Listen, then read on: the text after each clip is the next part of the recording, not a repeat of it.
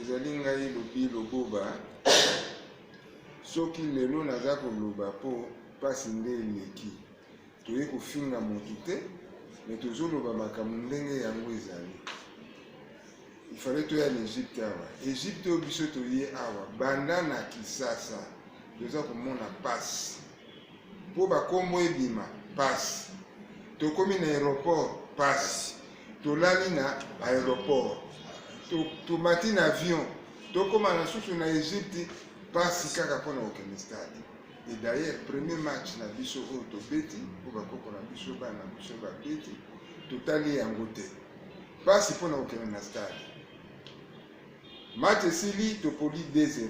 Ifale tomona bana, ifale tomona bana, tomonaki bana te mokolo wana parce que ifale toluka esika ya kolala. Esika ya kolala lisusu biso bato tozalaki bato ya suka mpona kozwa place ya kolala. Tozwi place ya kolala, ifale sasiko tokutana na bana na biso bakobengisa biso po tokende esika bana na biso bazalaki kolala. Esika bana na biso bazalaki kolala ezali esika oyo biso tolalaka, place oyo tozwaka coupe oyo ya 74 oyo babengi Moseka, bana na biso mpe balalaki wana. Me tokutani na bana na biso na esika wana te, tokei mbala mibale po tokutana na bana na biso. Programme na bango ezalaki malamu te, tokutani na bana te.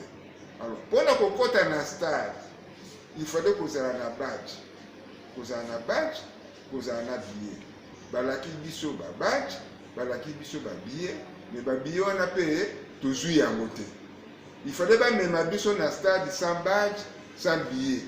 Tokomi biso na stade, il fallait koluka siko ndenge nini oyo biso tokoki kokota na stade.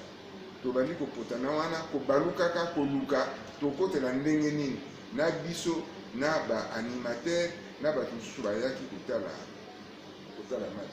Na bakonzi oyo toyaki na bango oyo esengelaki toya na bango mpo batala match banani nafundi bango te, nafingi mpe bango te, eza badepute. Place oyo biso tokokaki kofanda yango wana ezalaki na tribune d'honneur kasi tofandi kuna te. Tokutani na baninga na biso eloko esalinga motema pasi, tokutani na baninga na biso na mboka oyo biso tozwaka coupe. Baninga na biso bazokota bazokende na tribune d'honneur, mais biso toza kotelengana kokosa baninga na biso ke tokokota na tribune, mais tokoti na tribune te. Tokokota epai wapi? Tokokota na wenze. Alors baégyptien oyo toza koloba ke biso bato tozwaka coupe awa ya Moseka awa toganyaka Egypte awa bazali kondima te ke ezali biso. Alors esali biso motema pasi mingi. Tozalaki na nani? Tozalaki susu na entraîneur oyo ya mboka na biso oyo azwaki Chane Motubile Santos, mais eza soni moko ya kosakana te.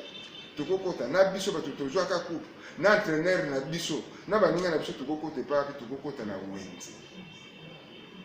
Donc ba déshonorer biso ya kosakana te. Et d'ailleurs kutunga na koti na stade émotion esali ngai le tobetaki contre Egypte natali susu terrain wana place na pesaka kidumu passe l'air Egypte aki komene biso 2-1 oyo napesaka capitaine Kidumu passe oyo capitaine Kidumu atiaka deuxième but.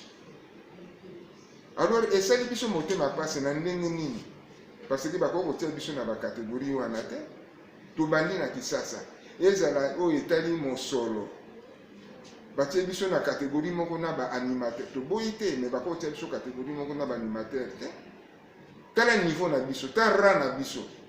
Alors na yango nakanisi na kosenga kaka na mokonzi toza na posa tokutana na mokonzi tolobela mokonzi oyo esengeli na biso po tochange quand même niveau ya football na biso. Mokonzi akanga motema te, toza na makambo ya koyebisa ye, tolingi intermédiaire te, tolingi biso moko basani ndembo tokutana na mokonzi, mokonzi ayamba biso ahésité te le plus vite possible. Mokonzi ayamba biso tosola na mokonzi toyebisa oyo esengeli mpona football na biso.